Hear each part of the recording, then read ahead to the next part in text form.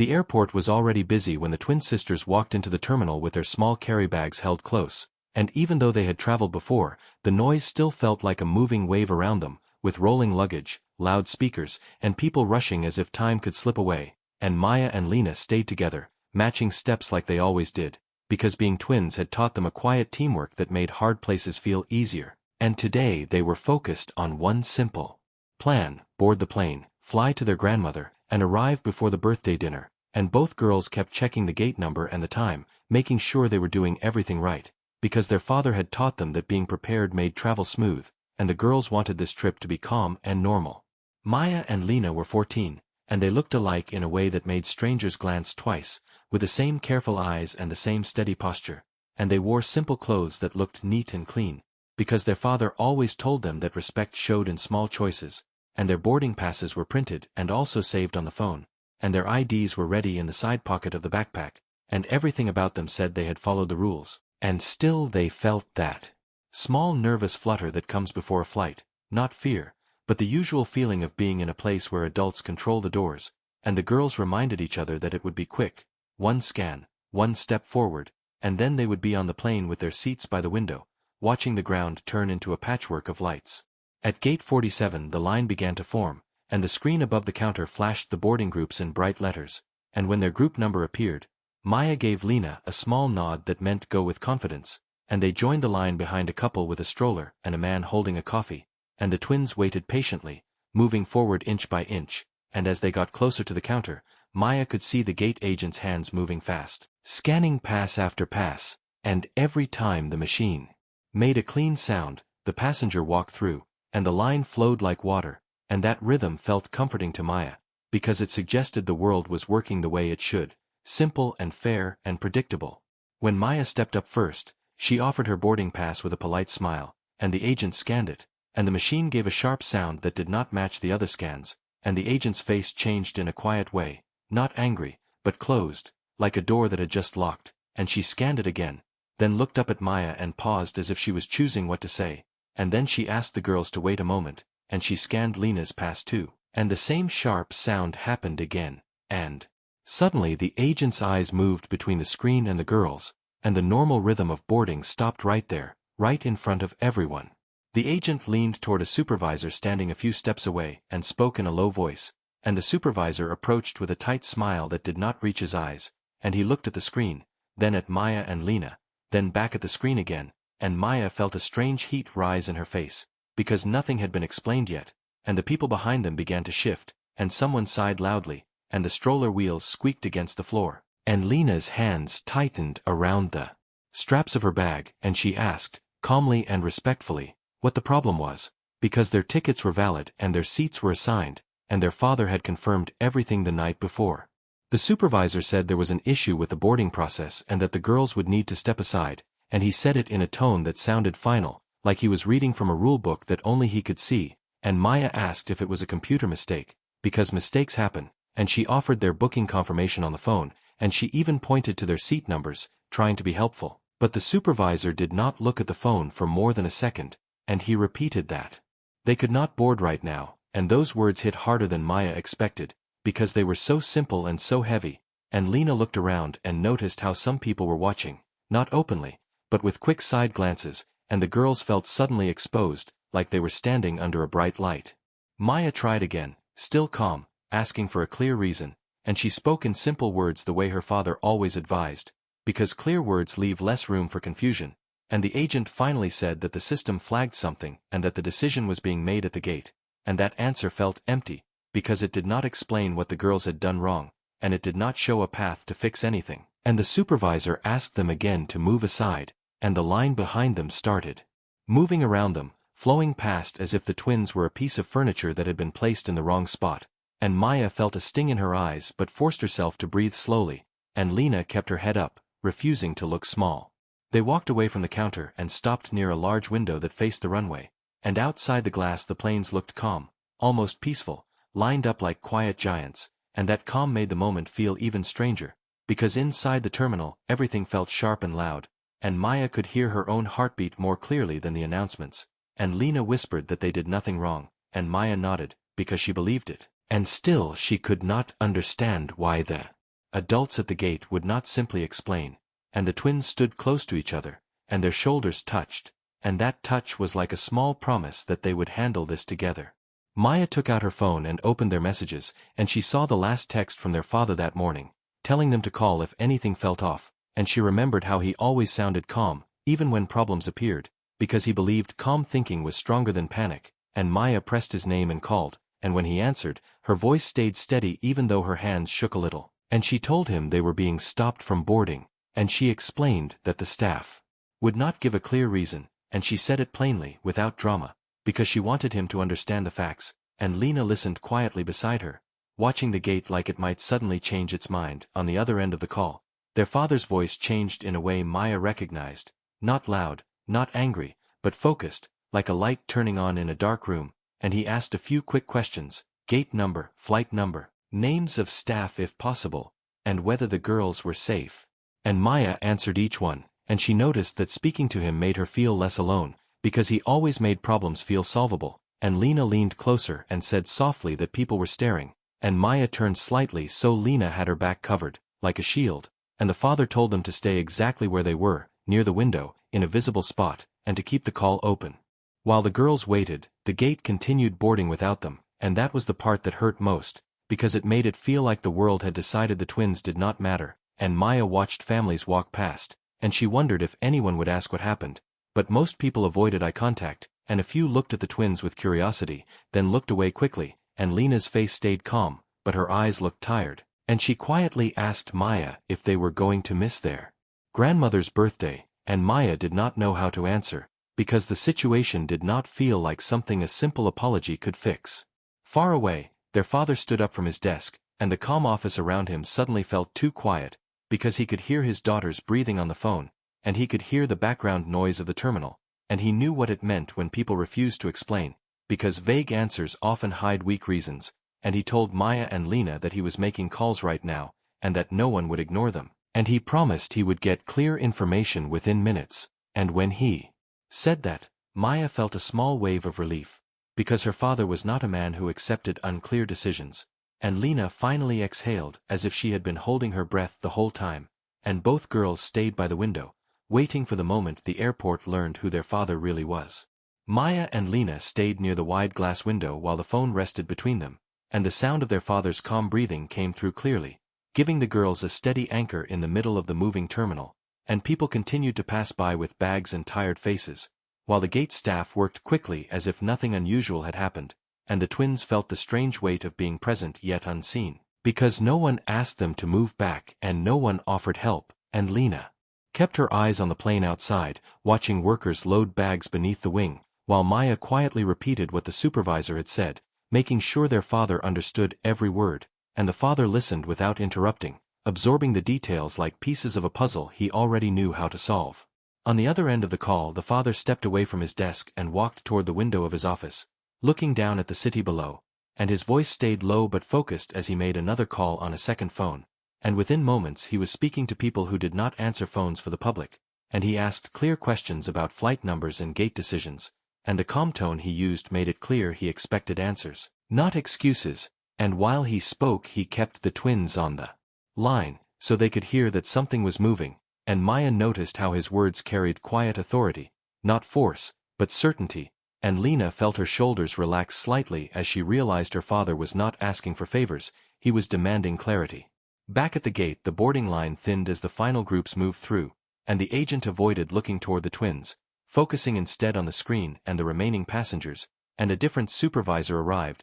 someone older with careful eyes, and he glanced toward Maya and Lena more than once, clearly aware of the situation, and he spoke briefly with the first supervisor, and their conversation looked tense, with small hand movements and quick nods, and Maya felt a shift in the air, like a storm forming quietly, and she held the phone closer, letting her father hear the nearby voices, and Lena whispered that the new supervisor looked nervous, and Maya nodded, because she felt it too. The father's voice came back through the phone, steady and firm, telling the girls that the flight was being paused, and Maya blinked in surprise because she had never heard of a flight being paused for something like this, and Lena's eyes widened as she watched the gate screen flicker and update, and murmurs spread through the waiting area as passengers noticed the delay, and the older supervisor stepped toward the counter and spoke into a phone with urgency. And the gate agent stopped, scanning passes, and suddenly the smooth flow of the terminal broke, and the twins realized that the small moment at the counter had grown into something much bigger,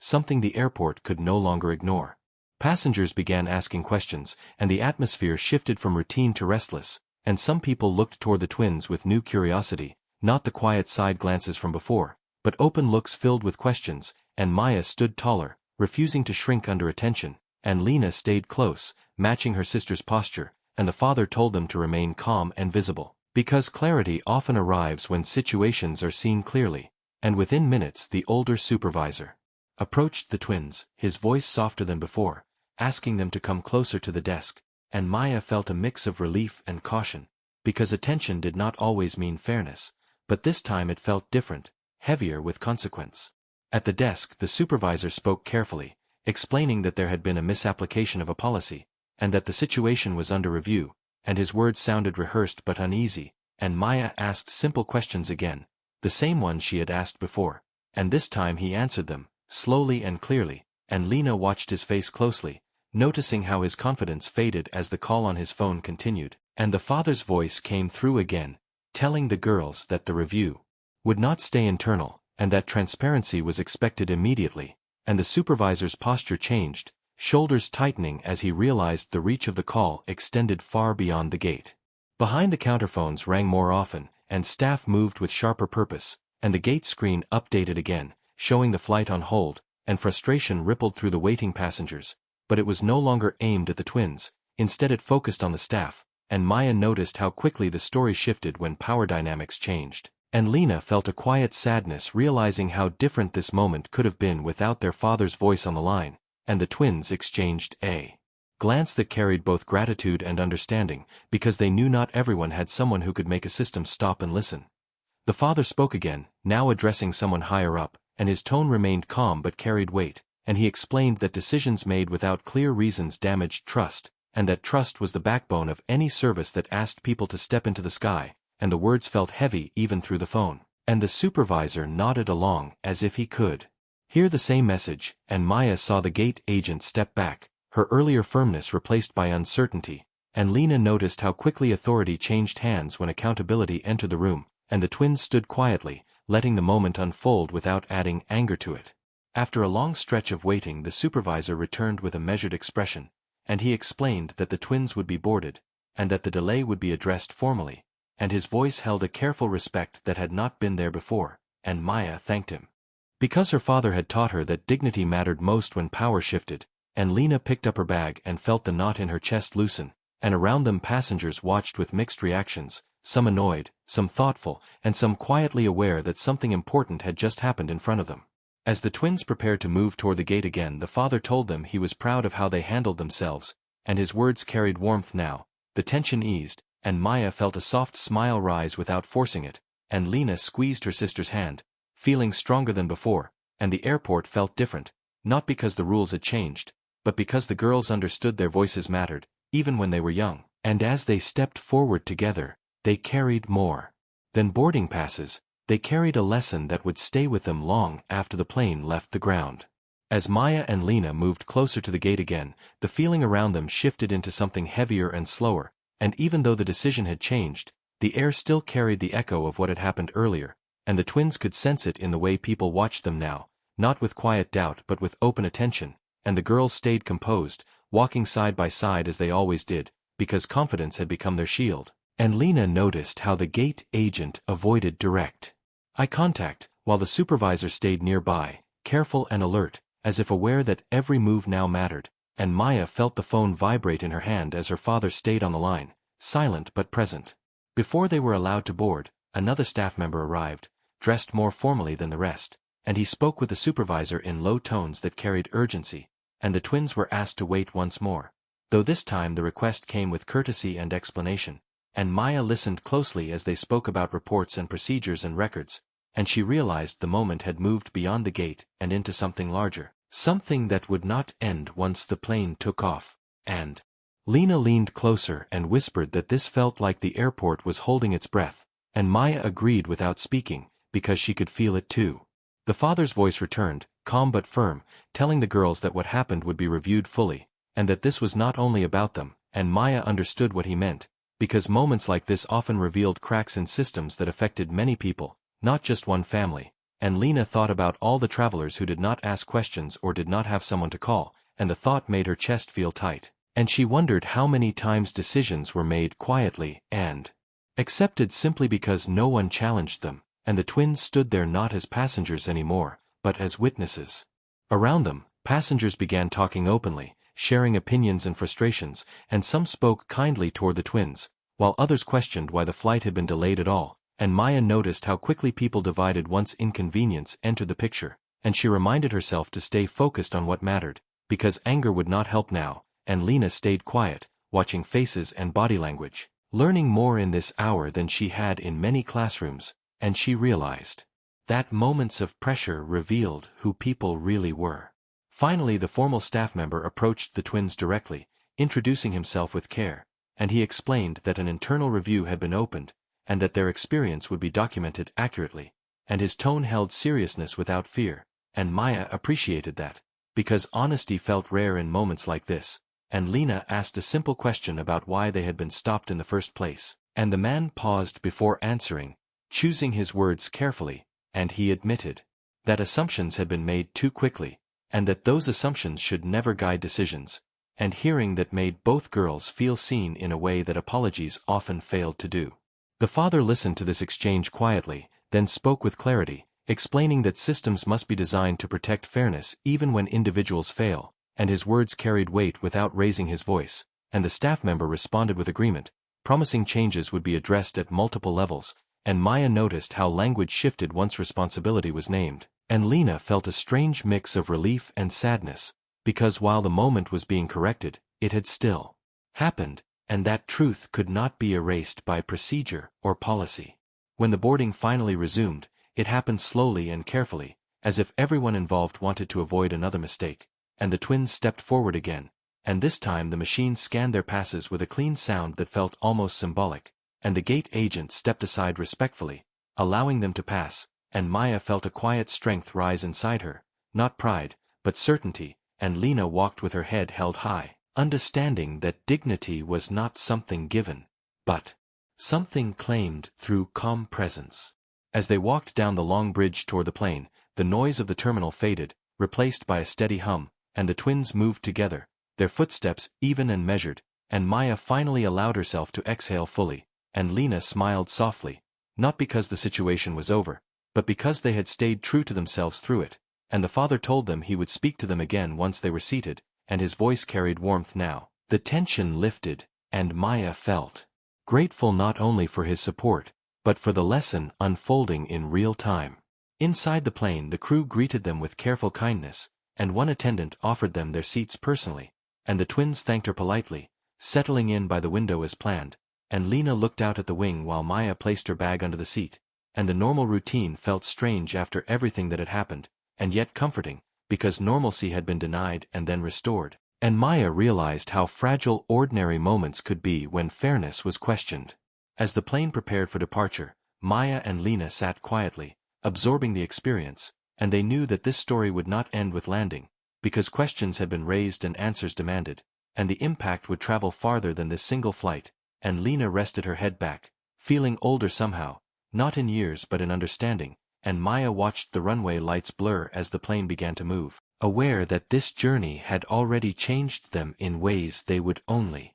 fully understand later. When the plane lifted into the air, the twins felt the familiar pull of the ground falling away, but this time it carried deeper meaning, because they were not just passengers anymore, they were part of a moment that forced reflection and accountability, and as the city dropped beneath them, Maya and Lena shared a quiet glance, knowing that what they experienced would shape how they spoke up in the future, and how they listened when others did the same, and the sky outside looked wide and open, like possibility waiting to be claimed.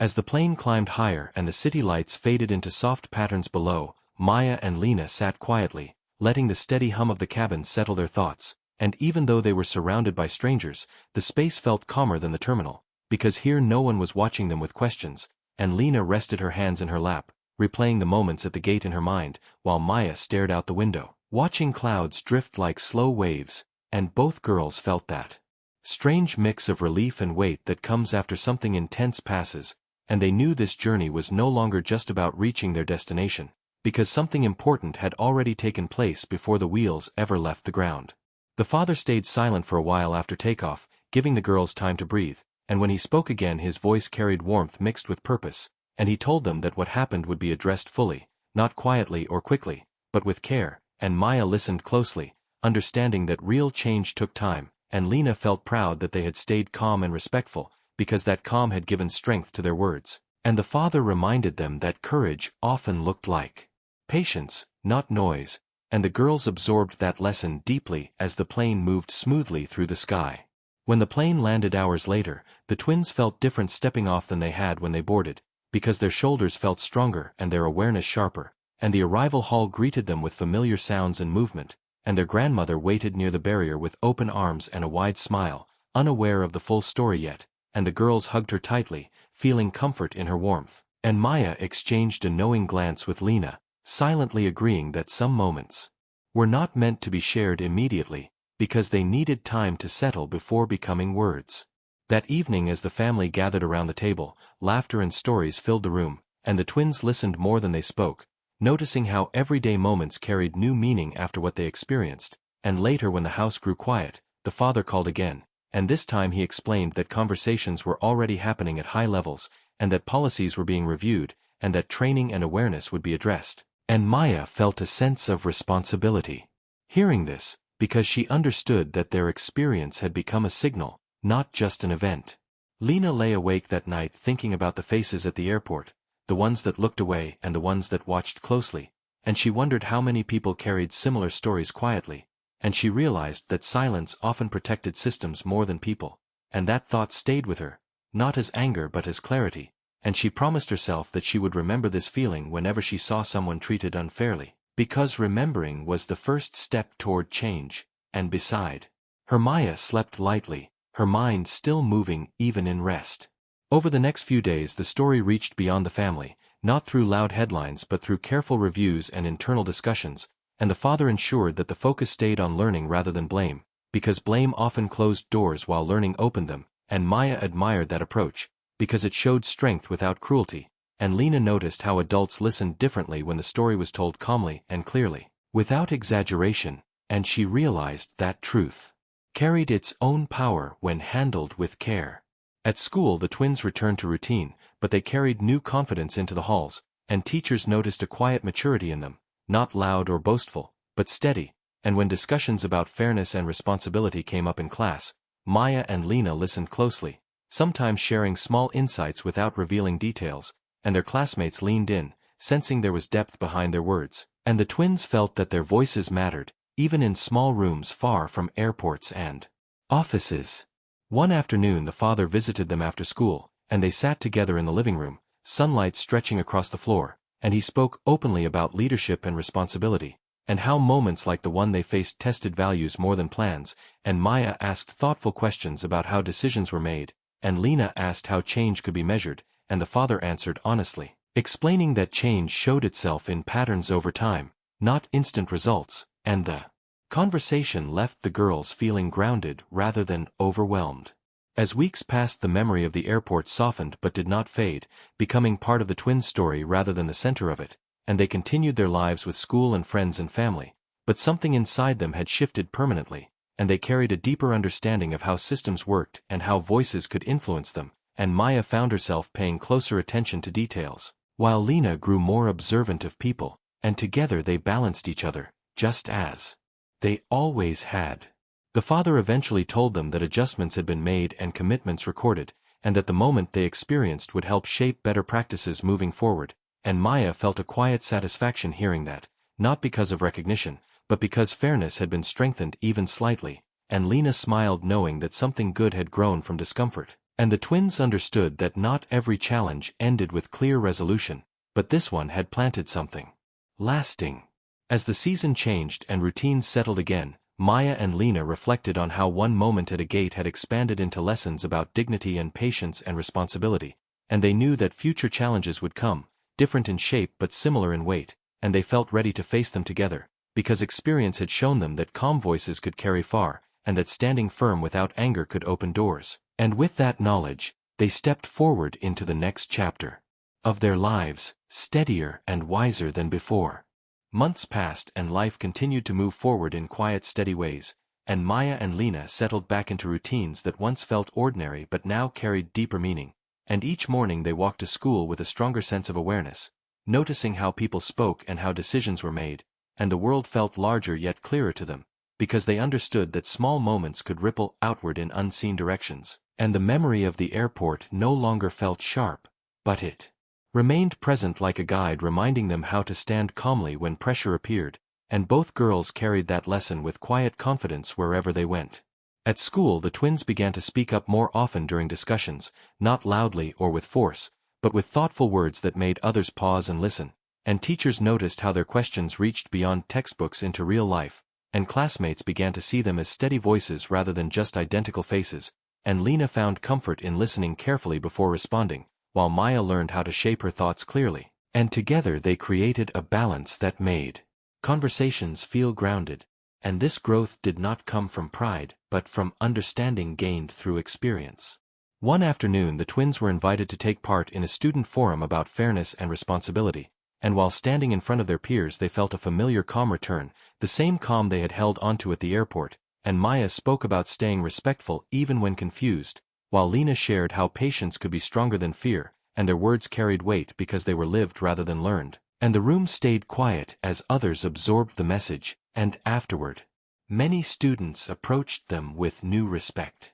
At home the father watched these changes with quiet pride, noticing how the girls handled challenges with grace, and one evening he shared that improvements continued to unfold quietly in places far from public view, and he explained that lasting change often happened away from attention, where careful decisions replaced rushed ones, and Maya listened thoughtfully while Lena asked how people could make sure those changes lasted. And the father answered that consistency and accountability were the keys, and that true leadership showed itself over time rather than moments. As seasons shifted and days grew shorter, the twins found themselves reflecting more often on who they wanted to become, and they talked late at night about futures filled with purpose rather than status, and Lena dreamed of helping people feel seen, while Maya imagined building systems that protected fairness, and neither goal felt unrealistic anymore, because experience had taught them that voices could matter even when they were young, and those dreams felt less like wishes and more like paths waiting to be walked. One weekend the family returned to an airport for another trip, and the familiar sounds brought a brief silence between the twins as they remembered their first experience, and this time everything moved smoothly, passes scanned easily and staff greeted them politely, and Maya felt a quiet strength in knowing that they could handle whatever came, while Lena noticed how calm confidence changed the way others responded. And the airport felt less intimidating now, not because it had changed completely, but because the girls had changed within it. As the plane lifted into the sky once more, Maya and Lena exchanged a gentle smile, and this time the journey felt lighter, because the lesson had already been learned and carried forward, and they understood that challenges would return in different forms, but fear no longer held the same power over them, and the hum of the plane felt like reassurance rather than uncertainty, and both girls rested back in their seats, knowing they were ready for whatever awaited them next. In the years that followed, the story of the twins became something they shared selectively, not as a tale of disruption, but as a reminder of dignity and calm strength, and they learned that courage did not always shout. Sometimes it waited and listened and spoke clearly when needed, and Maya and Lena grew with that understanding shaping their choices, and wherever life carried them, they remained side by side, steady and aware, knowing that one moment of clarity had helped define who they were becoming.